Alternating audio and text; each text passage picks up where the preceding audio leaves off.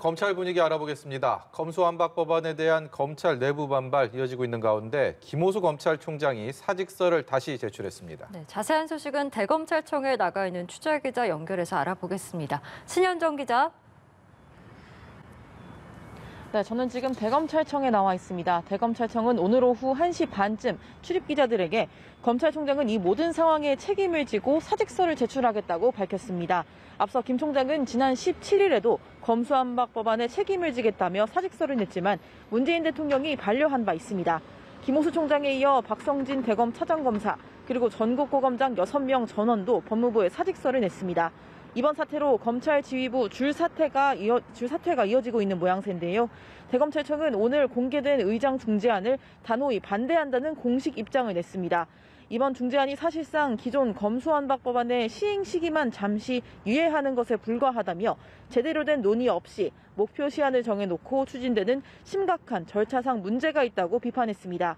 한편 김호수 검찰총장은 오늘 오전 권력 수사 축소가 필요할 수도 있다는 입장을 밝혀 논란이 됐는데요. 직접 들어보시겠습니다.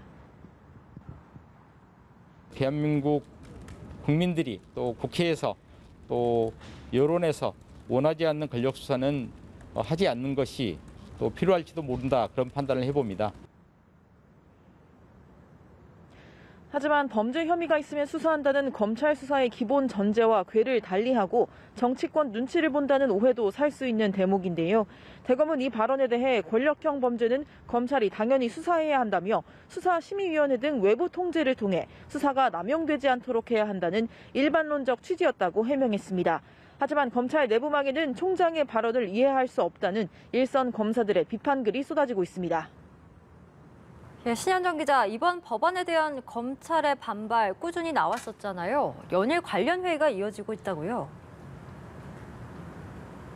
네, 그렇습니다. 검수완박 법안 논의가 시작된 이후부터 전국 고검장부터 부장검사, 평검사 그리고 수사관들까지 대응 회의를 열고 있습니다. 지난 20일 이뤄진 부장검사 회의에서는 검찰 지휘부가 책임 있는 자세를 보여야 한다며 사실상 사퇴를 요구했고요. 어제 이뤄진 수사관 회의에는 280여 명이 참석해 이번 법안에 반대 입장을 밝혔습니다.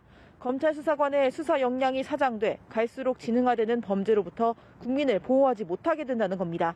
한편 대검찰청은 오늘 오후 2시부터 검수완박 법안에 대한 공청회를 열고 있습니다. 학계와 시민단체 등이 모여 수사권 조정 이후 발생한 실무적 문제를 논의하고 대안을 모색합니다.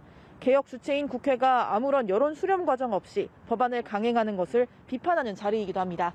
지금까지 대검찰청에서 연합뉴스TV 신현정입니다.